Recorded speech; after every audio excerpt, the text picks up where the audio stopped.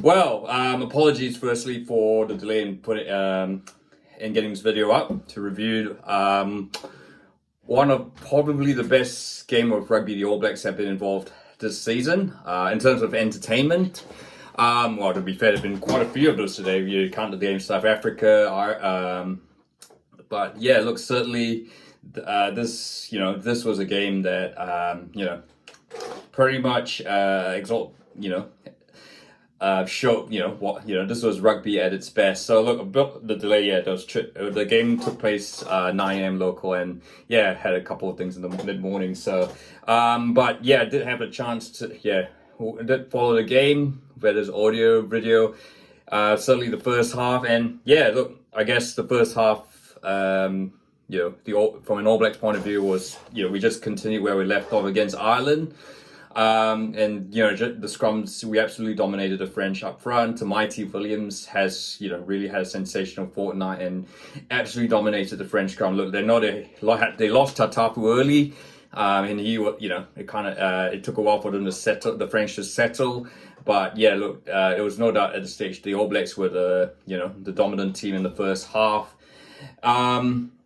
You had Ardie Savea running riot. The first try was, fitted by, to Peter Lakai, was all Ardie Savea's where he made a great pass. I think it was Barrett, a great Harbour Bridge pass from Barrett across right to the white touchline where Ardie Savea just made his magic, and he eventually gave the passenger play eventually led to Peter Lakai to score his try. Peter Lakai, of course, coming on very much earlier than expected because of the Sami Penny-Finau force off with a head injury.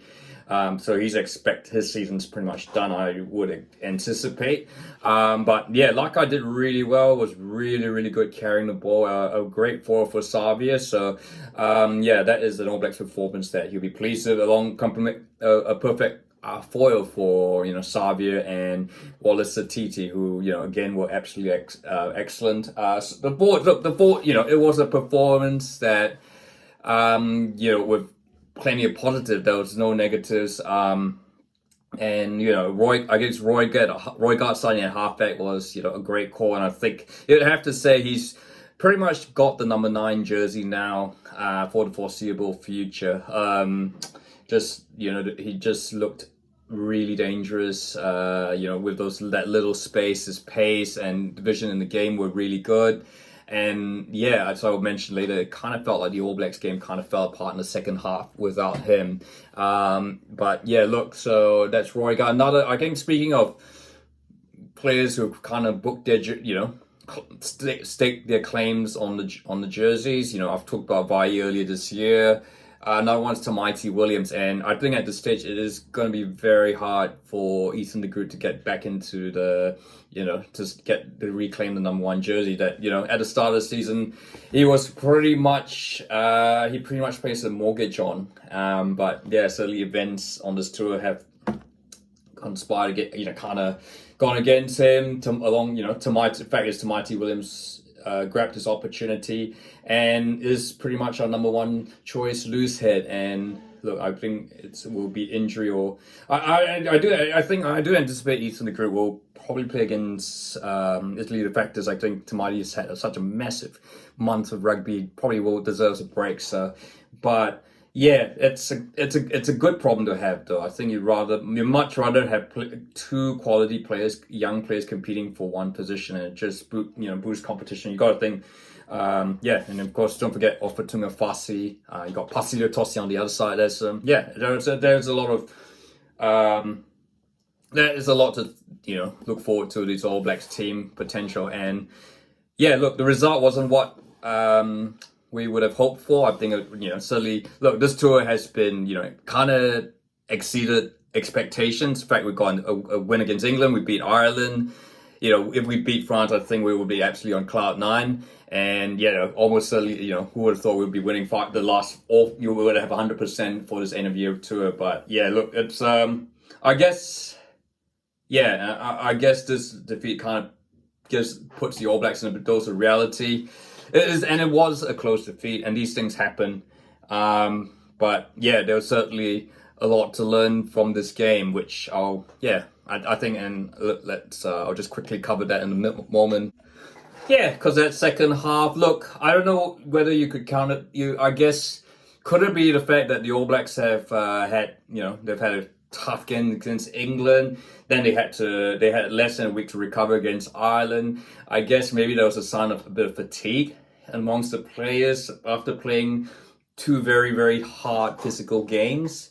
But it's certainly the All Blacks just kind of fell really flat, and I didn't have the same zip and desire that they had in the first half.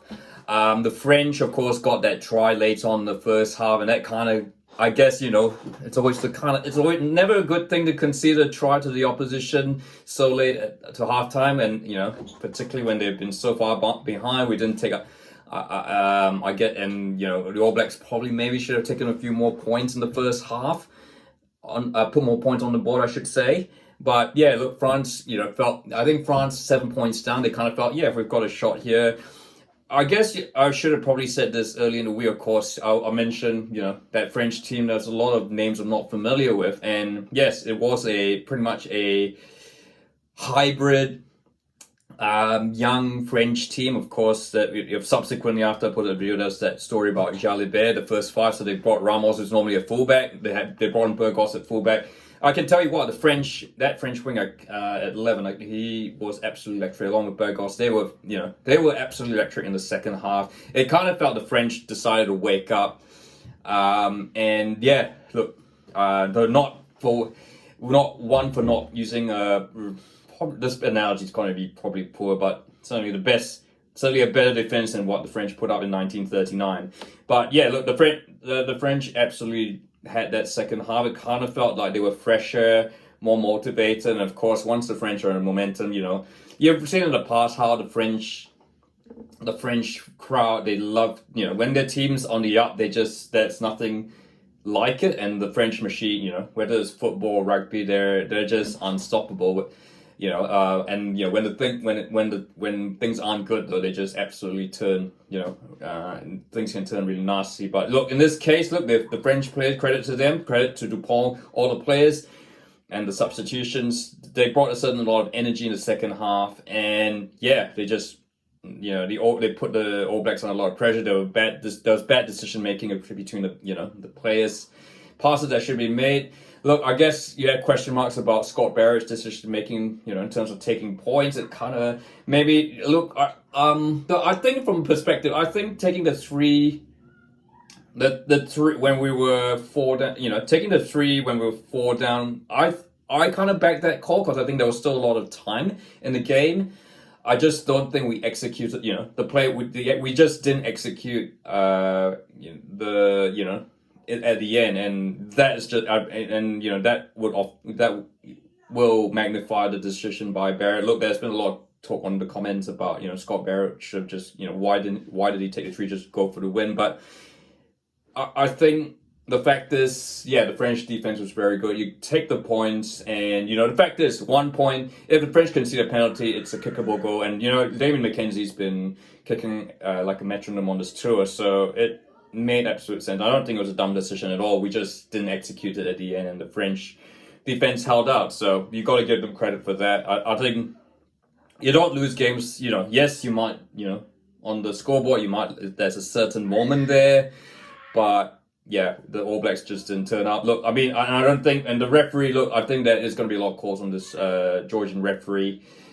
Some calls, New Zealanders might question. But yeah, and they will question whether he was good enough for this type of game. But look, I think at the end of the day, though, look, the All Blacks played really well, but they just couldn't quite get the job done. And arguably, look, it is going to be a loss that will mull, but it's the 3rd loss in a row to the French. Look, it's just going to be it's part of the journey. Well, the fact is, I think the fact is this tour is still going to be a success, despite this defeat. I mean, if we lose to Italy, then you'll have really you start to question a bit. But I think that would be quite unprecedented if we lost. That will be unprecedented if we lost to Italy, of course. But yeah, look, what are your thoughts? Look, I mean, It's difficult to call man of the match in this type of scenario. Obviously, there's a few. I mean, for me, Adi Severe really, Adi Severe was still hit, possibly showed why he should be. I don't know what the nominations are for the World Rugby Player of the Year, but Adi Severe's really shown that he is the best player in the world right now.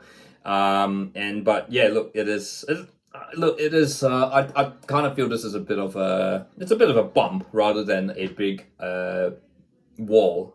And look, I think the All Blacks. I think this loss will do the All Blacks a lot more good in the future. It is quite clear that this is a developing team, and we've started to see this team really hit their, what they can do on this tour. And this, this was just really something to learn. I think ultimately maybe this was one tough game too far for this All Blacks team. But look, what are your thoughts on this game? What are your thoughts? Any thoughts? Players and who stood out for you. If you like this video, free if you like, and don't forget to subscribe.